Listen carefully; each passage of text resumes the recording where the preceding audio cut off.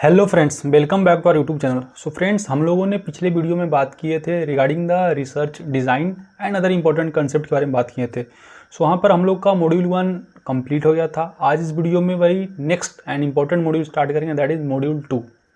सो friends, आप लोग का फीडबैक अच्छा आ रहा है तो मुझे बहुत अच्छा लगा कि आप लोग वही ये वीडियो को ज़्यादा ज़्यादा शेयर कर रहे हैं लोगों के पास, and thanks to all. Okay, so बात करता हूँ सबसे पहले हाइपोथेसिस के बारे में। ओके, सो हाइपोथेसिस होता क्या है ये बात करूँगा एंड डिटेल्ड वे में बात करूँगा हाइपोथेसिस, क्योंकि ये एक इंपॉर्टेंट मॉड्यूल है जो कि आप कर सकते हैं सेमेस्टर एग्जाम में। ऑलमोस्ट मोर देन 10+ मार्क्स इससे आएगा ही, ये कंफर्म रखिएगा, ठीक है। सो हाइपोथेसिस, आई थिंक या मैथ्स में आपने ये टर्म जरूर सुना होगा। अगर नहीं सुनेंगे कोई बात नहीं, मैं जस्ट डिफाइन करने वाला हूँ। हाइपोथेसिस क्या होता है? हाइपोथेसिस ये tentative statement about a population parameter that might be true और wrong. So any statement where there is a condition of true और रॉन्ग, जहां पर दो कंडीशन बने, आइदर वो हाइपोथेसिस सही होगा या गलत होगा, दैट इज कॉल्ड हाइपोथेसिस। एक एग्जांपल देता हूं, देन आपको क्लियर कट आइडिया हो जाएगा कि हाइपोथेसिस होता क्या है। सपोज एक हाइपोथेसिस है that drinking green tea daily helps improve memory in adult. So this is a hypothesis और you can say this is a statement. Now this might be true or might be wrong. Okay, so this is a kind of, you can say, testable statement. This is a testable statement that can be proven true or false through experiment or observation. Means आप कह सकते हैं बहुत सारे population पे experiment करेंगे या research करेंगे, then it might be true और it might be false. So this is called hypothesis where there is two condition, either true और फॉल्स, और यू कैन से ट्रू और रॉन्ग। ओके, नेक्स्ट फिर मैं बात करता हूँ हाइपोथेसिस का पर्पस क्या है। Okay, so main purpose of hypothesis testing is to determine whether there is enough statistical evidence in favour of certain belief about the parameter और नॉट। सिंपली मेन हम लोग का हाइपोथेसिस इसलिए करते हैं ताकि हम लोग को ये पता चले कि हमारे पास एनफ एविडेंस या डेटा है कि नहीं उस हाइपोथेसिस या उस स्टेटमेंट के फेवर में या नहीं। अगर फेवर में जा रहा है तो भी हाइपोथेसिस जाएगा, अगेंस्ट में जाए तो भी जाएगा, मीन्स हाइपोथेसिस में ही। Okay, so it is a kind of preliminary or tentative explanation or postulate by researcher of what the researcher consider the outcome of an investigation will be. Okay, आप कह सकते हैं कि जब रिसर्चर फाइनल कंक्लूजन पे पहुंचने वाले होते हैं उसके पहले कुछ हाइपोथेसिस बनाते हैं कि इट माइट बी ट्रू और it might be false. Okay, फिर से बोल रहा हूँ, डिटेल्ड एनालिसिस नहीं करते हैं, जस्ट स्टार्टिंग और प्रीलिमिनरी फेज में वही वो लोग अपना हाइपोथेसिस देते हैं कि ऐसा हो सकता है। सपोज एग्जांपल मैं दे रहा था बार बार कि light travels in straight line, या यही एग्जांपल मैं लूँ such as the drinking green tea helps improve memory in adult. So starting में हो सकता है कोई साइंटिस्ट का हाइपोथेसिस होगा कि yes it is true that it will help to improve the memory in adult, but other scientists may tell that no, it is not possible. So this is a hypothesis of two different scientists. So I think clear हो जाएगा. So it just explain the expectation of the researcher regarding the certain variable that it might be true or it might be false. Next मैं बात करता हूँ दो important parameter और कह सकते हैं दो important statement, that is what is the difference between hypothesis and a problem. ये दोनों के बीच में वही डिफरेंस क्या होता है। सो मैं बात करूँ ज़्यादा कुछ खास डिफरेंस नहीं होता, just there is slight difference between hypothesis and problem. So what is the difference? Both hypothesis and problem contribute to the body of knowledge which support और refute an existing theory. Means both जो है hypothesis और problem भाई आपको कोई statement के बारे में जानकारी देता है। ओके, स्टेटमेंट क्या होता है अगर आप नहीं जाने तो प्रीवियस लेक्चर हमारा जरूर देखें, क्योंकि मैं बार बार कह रहा हूँ हर एक लेक्चर इंटरडिपेंडेंट है। एक लेक्चर अगर आप मिस कर देंगे तो दूसरा लेक्चर समझने में थोड़ा आपको दिक्कत होगा। So must watch our previous playlist before jumping to this video. Okay, इसमें तो क्या बोल रहा था कि हाइपोथेसिस और प्रॉब्लम स्टेटमेंट दोनों भाई सपोर्ट करता है एग्जिस्टिंग थ्योरी को। Hypothesis basically differ from a problem how problem is formulated in the form of question. Problem जो हम लोग करेंगे या क्रिएट किया जाएगा रिसर्च में, it basically form a question. Okay, and you can say it serve as the basis या origin for hypothesis it derive. So आप कह सकते हैं कि हाइपोथेसिस एक प्रॉब्लम का ऊपर लेवल का बात है। ओके, प्रॉब्लम सिंपली जो स्टेटमेंट या क्वेश्चन है उसको प्रॉब्लम बोलेंगे और उसके बेसिस पे, प्रॉब्लम के बेसिस पे हम लोग हाइपोथेसिस डिराइव करेंगे, ठीक है। So hypothesis you can say it is nothing but a kind of suggested solution to a problem, कि either it may be true और फॉल्स, कि आइदर जो ग्रीन टी पी रहे हैं उनका एज इंप्रूव हो सकता है या डिक्रीज हो सकता है। So that is hypothesis. Problem और you can say question can not be directly tested, whereas hypothesis can be tested and verified, जो कि मैंने बताया था कि ग्रीन टी जो है, drinking green tea daily helps improve memory in adult. So it can be testified and it can be verified, but problem can't be testified और verified. So I think आप लोगों को क्लियर हो गया। चलिए move करते हैं नेक्स्ट इंपॉर्टेंट टॉपिक्स पे, that when is an hypothesis formulated. So hypothesis भाई कब फॉर्मुलेटेड किया जाता है, कब इसको भाई फॉर्म किया जाता है या बनाया जाता है। So hypothesis is formulated after the problem has been stated. जैसे ही रिसर्चर ने प्रॉब्लम या प्रॉब्लम स्टेटमेंट को कंप्लीटली डिटेल्ड वे में लिख दिया, then further they will make hypothesis that it might be true और it might be false. Okay, so it is formulated when the researcher totally aware of the theoretical and empirical background to the problem. ये बहुत important point है friends कि hypothesis ऐसा नहीं आप कभी भी कुछ भी ऐसे ही आप दे दीजिएगा। You must have some valid reason और you must have some theoretical and empirical background. Without background knowledge you can't give or you can't formulate the hypothesis. So this is important point you should know. Next friends, important बात करूँ purpose and function of hypothesis. I think अभी तक मैं जितना discussion किया उससे आपको एक आइडिया लग गया होगा कि what is the actually function of or you can say purpose of an hypothesis. So main purpose is that it offers explanation for the relationship between those variable that can be empirically tested. Means जो भी variable को हम लोग test कर सकते हैं उसके बीच में रिलेशन इस्टेब्लिश करने में मदद करता है। सेकेंड है it is helpful for the researcher, okay, and it furnish proof of researcher and has sufficient background knowledge to enable him और her to make suggestion in order to extend और the existing knowledge. Means जो भी existing knowledge है उसको extend करने के लिए भी भाई रिसर्चर को ये हेल्प करता है। अगेन अदर आपको पता है it gives direction to investigation, क्योंकि by making hypothesis you may jump to certain conclusion, so it will also give a direction to move. Means कोई भाई अगर कोई हाइपोथेसिस आप मान के देंगे तो उसी के अकॉर्डिंग आप मूव कीजिएगा। तो आप कह सकते हैं इन्वेस्टिगेशन, फर्दर इन्वेस्टिगेशन में ये हेल्प करता है। किसको हेल्प करता है? रिसर्चर को। नेक्स्ट इंपॉर्टेंट है it structure the next phase in the investigation and therefore furnish continuity in the examination of problem. Means कोई भी प्रॉब्लम है भाई उसका कंटिन्यूटी को मेंटेन करने में भी हाइपोथेसिस मदद करता है। आई थिंक क्लियर हो गया purpose and function of hypothesis क्या है। पहला एक्सप्लेनेशन या कह सकते हैं रिलेशनशिप स्टडीज में मदद करता है। दूसरा बैकग्राउंड नॉलेज, जैसा कि रिसर्चर को होता है तो फर्दर वो सजेशन प्रोवाइड कर सकते हैं। Okay, so it can extend the knowledge. Third, it can give direction to investigation. Fourth, it structure the next phase. आप कह सकते हैं कि नेक्स्ट फेज इन्वेस्टिगेशन में मदद करता है। सो आई थिंक आप लोगों को क्लियर हो गया।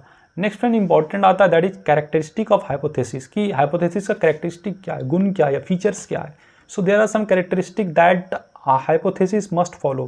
First is it should have elucidating power. Elucidating means what? To make something clear by explaining it. Means जो भी आप हाइपोथेसिस देंगे भाई it should make clear statement. ऐसा नहीं कि आप कुछ भी बोल दें। मैं अगर ग्रीन टी का एग्जांपल दिया तो इट मस्ट गिव दैट या इट कैन बी प्रूव्ड और it can not be proved. ऐसा नहीं आप ऐसा कुछ बोले कि कुछ समझ ही नहीं आए। So it must give the clear understanding of the question, you can say. Next important, it should strive to furnish और acceptable explanation of the phenomena. Means जो भी आप प्रॉब्लम स्टेटमेंट रहेगा उसका भाई कंप्लीट एक्सप्लेनेशन होना चाहिए। ऐसा नहीं कि आप कुछ भी एक्सप्लेनेशन दे दे। थर्ड है it must be verifiable. Means मैंने बताया था हाइपोथेसिस का मेन बेस ही है कि it must be verify. Either it will true और false, that are other thing, but it must be verifiable. Next important है it is must be formulated in simple and understandable term. यानी जो भी आप hypothesis दीजिएगा भाई ज़्यादा complex नहीं रहना चाहिए। It should be in simple and understandable terms. Means सबको भाई हाइपोथेसिस समझ में आना चाहिए। जिसमें ग्रीन टी का एग्जांपल दिया तो it should be understandable to every people. Next important है it should correspond to existing knowledge. Means जो भी आप एग्जिस्टिंग नॉलेज या जो जिस पे आप कह सकते हैं रिसर्च कर रहे हैं उसी के अकॉर्डिंग हाइपोथेसिस रहना चाहिए। ऐसा नहीं कि आप रिसर्च कर रहे हैं ग्रीन टी पे एंड आप दे रहे हैं टाटा नमक पे या सॉल्ट पे दे रहे हैं, तो ऐसा नहीं होगा। जिस पे आप रिसर्च कर रहे हैं उसी के अकॉर्डिंग और उसी पे हाइपोथेसिस आपको देना चाहिए और देना होगा। Okay, that is the characteristic of hypothesis. अगर नहीं दे रहा उसके according then it will not be consider a hypothesis. So I hope आप लोगों को क्लियर हो गया। फ्रेंड्स, आप लोग जरूर वीडियो में मीन्स कमेंट करें। आप लोग कमेंट बहुत कम करते हैं क्योंकि बिना आपके कमेंट के मैं नहीं पता चल पाएगा कि आप लोगों को समझ में आ रहा है भी या नहीं आ रहा है, या कौन सा दिक्कत है या कुछ इंप्रूवमेंट आपको चाहिए। तो कमेंट करते रहें ताकि मैं फर्दर वीडियो में इम्प्रूवमेंट इनकॉर्पोरेट करता रहूँ। चलिए अब इंपॉर्टेंट पार्ट पर आते हैं, that is the different types of hypothesis. So there are actually 10 types of hypothesis. कोई भी आप 5 टाइप्स ऑफ हाइपोथेसिस पढ़ के जाइए, क्योंकि एग्जाम में आई थिंक मैक्सिमम 10 मार्क्स आ सकता है। तो 5 हाइपोथेसिस आप लिखिए, दैट इज इनफ। बट जिनको भी अच्छा मार्क्स चाहिए तो 10 हाइपोथेसिस को जरूर देख के जाए। So what are the hypothesis types? First is descriptive hypothesis. Again, clear from the word. Descriptive hypothesis means it will give detailed explanation of a particular problem. Okay, so these are the proposition that describe the characteristics such as the size, form or distribution of a variable. Okay, the variable may be object, person और organisation, means कोई भी एक particular statement को लेकर दे, उसका एक एक part को भाई डिटेल्ड वे में एक्सप्लेन करेंगे डिस्क्रिप्टिव हाइपोथेसिस में. एग्जाम्पल आप देख सकते हैं कि rate of unemployment among arts graduate is higher than that of commerce graduate. So अगर यहाँ पर मैं बात करूँ कि रेट ऑफ अनएम्प्लॉयमेंट आर्ट्स में ज़्यादा है in context to commerce graduate, so यहाँ पर आप डिटेल वे में एनालिसिस कर सकते हैं कि क्यों ज़्यादा है या क्यों नहीं है, कितने रेशियो में है, मेल फीमेल का रेशियो कितना है इसमें, और डिटेल में जा सकते हैं. ठीक है. Then educational system is not oriented to human resource and it needs of a country. Second important hypothesis आता है that is relational hypothesis. Again but clear from the word, it will relate to variable. Okay, so spelling I think थोड़ा गलती है, it will relate to variable. Okay, so these proposition which describe the relationship among two variable, for example upper class और lower class का है या upper class और middle class में, इसमें अगर हम लोग रिलेशन इस्टेब्लिश करें तो that can also be relational hypothesis. या अगर example new related to higher income spending for the recreation upper class people have fewer children than lower class people. Means क्या बोलना चाह रहा हूँ कि अपर क्लास पीपल का वही लोअर नंबर ऑफ चिल्ड्रन होता है एंड लोअर क्लास का वही ज़्यादा नंबर होता है. क्यों होता है? Due to you can say educational gap and other kind of things. So यहाँ हम लोग रिलेशन इस्टेब्लिश कर रहे हैं. Okay, by seeing the income level or seeing the other factors. So this is a kind of relational hypothesis. Friends, move करते हैं अपना next important hypothesis, that is the causal hypothesis. Again, clear from the word, it will denote some cause or some effect which can lead to another variable. So it states the existence of or a change in one variable causes or lead to an effect on another variable. First variable is called independent variable and later is called dependent variable. So यहाँ से आपको एक marks question बन सकता है कि what are the types of variable which present in causal hypothesis. So you have to mention that independent variable and dependent variable. Independent variable means which is independent to other factor and dependent variable means which will depend on other factor. Okay, so when dealing with causal relationship between variable and researcher, they must consider the direction in which such relationship flow. Okay, so इसका मतलब मैं क्या बोलना चाहता हूँ कि कोई भी आप रिलेशन इस्टेब्लिश करेंगे तो एक सर्टेन फ्लो में जाना चाहिए था, मीन्स जाना होगा. सपोज मैं एग्जांपल दे रहा था ग्रीन टी का ही, तो आप इसमें ग्रीन टी पे ही जा सकते हैं सर. ऐसा नहीं कि आप अदर पे चले जाइएगा, सच है कोल पे या अदर माइनिंग एक्टिविटी पे चले जाइएगा. सो it will move in a certain direction and it should have particular relationship. Okay, example आप कहते हैं which is cause and which is effect. कोई भी सपोज इंसिडेंट हुआ तो उसका काउज या इफेक्ट, या मलेरिया का एग्जांपल दिया तो मलेरिया का क्या काउज हो सकता है, क्या इफेक्ट हो सकता है. So this is a kind of causal hypothesis. Okay, so what ever assumption you are making that will came into this classification. Next friends, important classification आता है that is working hypothesis. So it basically deal with planning, or you can say while planning the study of a problem, hypotheses are formed. Okay, so these type of hypotheses are formed during the planning or studying of the problem. Initially they may not be very specific. In such case they are referred to as working hypothesis which are subject to modification as investigation proceed. इसलिए इसका नाम है working hypothesis. Means further आप investigation जैसे जैसे proceed होगा इस hypothesis में चेंजेज आएगा. Okay, so it may be subject to modification. So that is called working hypothesis. कुछ नहीं फ्रेंड, जस्ट आप बोलिए कि स्टडी ऑफ प्रॉब्लम में ये हेल्प करता है. एंड सेकेंड कर सकते हैं कि it is not specific because it will change according to the investigation. जैसे जैसे इन्वेस्टिगेशन आगे बढ़ेगा, ये रिसर्च आगे बढ़ेगा, ये चेंज होगा hypothesis. Okay, next friend important है null hypothesis. So it is also very very important hypothesis and it basically denote or this hypothesis are formulated for testing statistical significance, since this form is a convenient approach to statistical analysis as a test would nullify the null hypothesis. इसमें क्या होता है, कोई भी hypothesis लेंगे ultimate में आपको ये नलीफाई कर देगा. ओके, नलीफाई आपको पता होगा कि जो भी आप केमिस्ट्री या में पढ़ेंगे नलीफाई रिएक्शन. सो एक प्रेजेंस जो होता है दूसरे प्रेजेंस को नलीफाई कर देता है. ओके, और न्यूट्रलाइज कर देता है, आप कह सकते हैं. एग्जाम्पल यहाँ पर relationship between family income and expenditure on recreation. So family income और एक्सपेंडिचर में क्या होता है, सर्टेन फैमिली मेम्बर भाई इनकम जनरेट करते हैं by you can say working on some business और some kind of other activity and they will expenditure और they will expendiate that things. Okay, जो भी भाई को लोग कमाई की उसी को तो खर्चा करते हैं by means taking the meal और बाय टेकिंग द हाउसिंग और अदर फैक्टर में वो लोग वही करते हैं. तो this is a kind of relationship between family income level and expenditure on recreation. Okay, recreation means आप कह सकते हैं कि जो भी इंजॉयमेंट वगैरह करते हैं तो एक्सपेंडिचर और इनकम लेवल दोनों भाई डिपेंडेंट है, okay, and it will nullify, जितना आप कमाए भाई वापस उसको फिर उड़ जाता है, मीन्स आप कह सकते हैं वो यूज हो जाता है, so this will nullify the statement. Next important आता है hypothesis, that the statistical hypothesis. तो these are statements about the statistical population and they are derive from the sample. ये आपको पता है कि स्टैटिक्स से रिलेटेड रहता है ये statistical hypothesis. And for example group A is older than B, इसका मतलब क्या हुआ, ए ग्रेटर है या ओल्डर है देन बी, या कह सकते हैं कि Ram is older than Shyam. इसका मतलब क्या है कि राम का statistic in context to age भाई ज़्यादा है in compare to Shyam. This is called statistical hypothesis and it is quantitative in nature, okay. So beside that एक और इंपॉर्टेंट हाइपोथेसिस आता है, that is a common sense hypothesis. So it basically relate to basic common sense और you can say basic motivation, okay, and it state the existence of empirical informative perceived through day to day observation. In day to day observation या common sense से वही hypothesis आता है। Example आप कह सकते हैं shop assistant in small shop lack motivation. जब स्मॉल शॉप में अगर कोई असिस्टेंट है, शॉप असिस्टेंट, तो उसके साथ में मोटिवेशन कम रहता है, बट सेम असिस्टेंट अगर लार्जर शॉप में या आप कह सकते हैं एप्पल स्टोर में अगर वो काम करेगा तो उसका मोटिवेशन थोड़ा हाई रहता है। So this is called common sense hypothesis. Next important आता है ninth, that is complex hypothesis. So it basically establish the complex relationship, okay, and these aim to testing the existence of logically derived relationship between empirical informative। Example आप इसका देख लेंगे तो आपको clear cut हो जाएगा, that in early age human ecology describe the empirical informative in the distribution of land value industry concentration and type of business and other phenomena. सो उस टाइम में क्या था, कॉम्प्लेक्स हाइपोथेसिस है, मीन्स यहाँ पर आप बहुत सारे फैक्टर को कंसीडर कर रहे हैं, ना कि सिंगल फैक्टर को। सिंगल अगर फैक्टर करेंगे तो it will simple hypothesis, but here we are considering various factors such as the industrial concentration या उनका बिजनेस का टाइप क्या है, वेल्थ क्या है, स्टेटस क्या है। So these are all things we are considering, so that's why it is called complex hypothesis. And last one is important, that is the analytical hypothesis. So it basically context or it establish the relationship of analytical variable।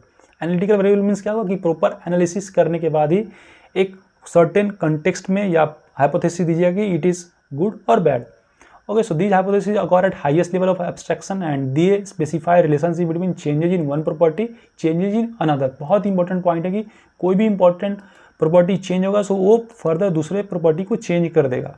Example आप देख सकते हैं यहाँ पर है, the study of human fertility might show empirical regulatory by wealth education region and religion.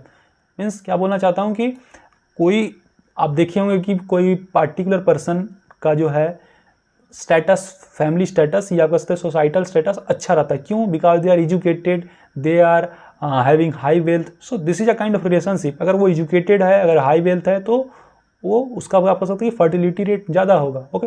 Fertility means आप कह सकते हैं ह्यूमन फर्टिलिटी इंडेक्स ज़्यादा होगा। So this is kind of analytical hypothesis, means we will do detailed analysis, okay, and it will basically relate to other factor. एक factor दूसरे factor पे dependent रहेगा, रिलेटेड रहेगा। सो आई होप आप लोग clear हो गया एनालिटिकल हाइपोथेसिस। सो फ्रेंड्स अब लास्ट पार्ट में पढ़ते हैं इस लेक्चर का, that is characteristic of good hypothesis. भाई कौन सा हाइपोथेसिस को हम लोग गुड हाइपोथेसिस कहेंगे, किसको बैड कहेंगे। अगेन कर रहा हूँ फ्रेंड्स, अगर आप लोग को लेक्चर समझ में आ रहा है हमारे हमको सपोर्ट कीजिए and your support is important and share this video with more number of friends, okay.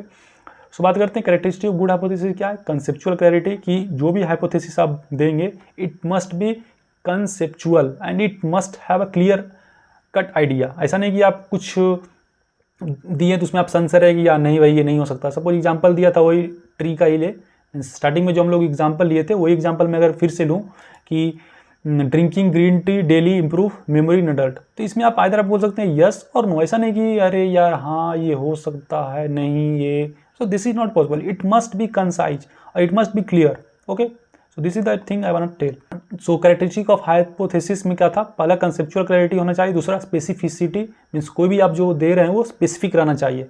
Next important है टेस्टेबिलिटी, मीन्स कोई भी हाइपोथेसिस दे रहे हैं that must be tested before giving any hypothesis या good hypothesis, that must be tested. अगर वो आप टेस्टेड नहीं किए then that will not consider good hypothesis, you can say that will consider as bad hypothesis. Next important है availability of technique, कि जो भी हाइपोथेसिस आप दे रहे हैं उसमें भाई वेरियस टेक्निक रहना चाहिए। नेक्स्ट है थियोरिटिकल रिलेवेंस, कि जो भी आप हाइपोथेसिस दे रहे हैं उसका थियोरिटिकल एग्जिस्टेंस होना चाहिए। ऐसा नहीं कि भाई आप हाइपोथेसिस दिए ग्रीन टी का, आप चले गए डायमंड में या चले गए अदर चीज़ में, it must B theoretically relevance, okay. Next है कंसिस्टेंसी, कि जो भी आप हाइपोथेसिस दे रहे हैं that must be consistent, okay, objectivity that must have particular objectivity means objective and simplicity. आपको पता है कि हाइपोथेसिस जितना सिंपल रहेगा उतना आसान से समझने में सहूलियत होगा। Coming to last point that is the source of hypothesis. So hypothesis का सोर्स क्या होता है? पहला थ्योरी मीन्स थियोरिकल नॉलेज आपको रहना चाहिए, you must have theoretical knowledge to gain the hypothesis. Next observation, so you can give the hypothesis on the basis of some particular observation. For example मैंने example दिया था expenditure और income का, so it is a kind of observation, you do observation and after that you will come to some particular hypothesis. Next analogy and next is the intuition and personal experience। Personal experience से भी आप hypothesis दे सकते हैं, या finding of studies mean बहुत सारा study करके भी आप पार्टिकुलर हाइपोथेसिस या कंक्लूजन ड्रॉ कर सकते हैं। नेक्स्ट इंपॉर्टेंट है स्टेट ऑफ नॉलेज की नॉलेज आपका लेवल कितना अच्छा, जितना अच्छा ज़्यादा आपका नॉलेज रहेगा उतना आप अच्छा हाइपोथेसिस दे पाएंगे। ओके, आपको पता है कि अगर कोई बच्चा बढ़ा नहीं सब पढ़ेगा नहीं तो हाइपोथेसिस क्या दे पाएगा। Okay, so that is important things. And next friends that is the cultural. Okay, so culture का बहुत इंपॉर्टेंट है in context to hypothesis. And last is continuity of research. यह बहुत इंपॉर्टेंट पॉइंट है कि कोई भी हाइपोथेसिस आप दीजिएगा तो रिसर्च पे ही मीन्स रिसर्च जैसे जैसे बढ़ता है उसे हाइपोथेसिस आपका चेंज हो सकता है। सो it must B you can से आपका जो हाइपोथेसिस आता है ये रिसर्च से भी आ सकता है। सो ये इस तरह से हम लोग हाइपोथेसिस को कंप्लीट करते हैं। एंड आप लोग जरूर अपना मीन्स फीडबैक दें कि आप लोगों को समझ में आया या नहीं है। कहीं भी डाउट है फील फ्री टू आस्क कर comment here. I feel very happy to help you and support and subscribe us and for getting notes and other study material you can join our WhatsApp or Telegram study group. It will really helpful for you. Hope informative to you. Till then, bye bye. Meet you in the next video. Thank you.